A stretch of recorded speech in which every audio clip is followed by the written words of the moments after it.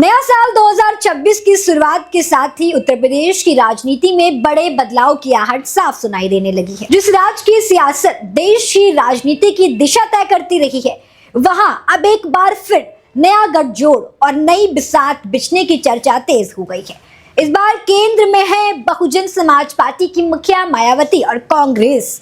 जी हाँ दोस्तों, सियासी गलियारों में इस बात की जोरदार चर्चा है कि दोनों दलों के बीच अंदर खाने गठबंधन को लेकर बातचीत चल रही है, जो अगर जमीनी हकीकत बनती है तो उत्तर प्रदेश के राजनीतिक समीकरण पूरी तरह से बदल चुके होंगे, पूरी तरह से बदल सकते हैं। नमस्कार दर्शकों, मैं कनक मिश्रा हाजिर हूँ द इंडिया लाइव पर। दरअसल 2026 बहुजन समाज पार्टी के लिए बेहद निर्णायक साल माना जा रहा है। पिछले कुछ वर्षों में लगातार कमजोर होती चुनावी स्थितियां और घटता जनाधार बसपा के लिए खड़ी चुनौती बन चुका है। ऐसे में मायावती के सामने पार्टी के वजूद को बचाए रखना और दोबारा मजबूत करने की जिम्मेदारी है। राजनीतिक जानकारों का मानना है कि इसी दबाव के चलते मायावती इस साल कुछ ऐसे बड़े और कड़े फैसले ले सकती हैं जो आने वाले चुनावों की दिशा तय करेगा।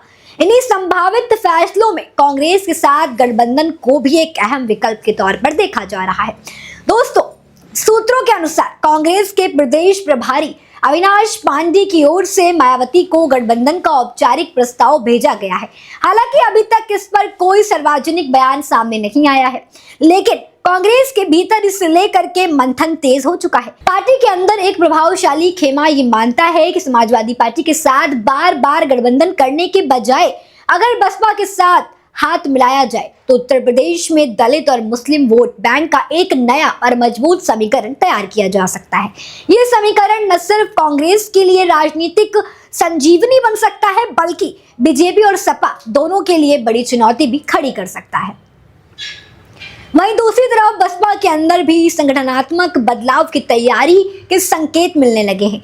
पार्टी को जमीनी स्तर पर दोबारा सक्रिय करना और कार्यकर्ताओं में नई जान फूंकने के लिए मायावती अपने उत्तराधिकारी माने जा रहे आकाश आनंद को आगे बढ़ा सकती हैं। सूत्रों की माने तो आकाश आनंद को 2026 में उत्तर प्रदेश के सड़कों पर उतरने की रणनीति पर काम करना होगा। युवा चेहरे के तौर पर उनकी सक्रियता से बसपा युवाओं और नए मतदाताओं को जोड़ने की कोशिश कर सकती है, जो पिछले कुछ चुनावों में पार्टी से दूर होते दिखाई दिए।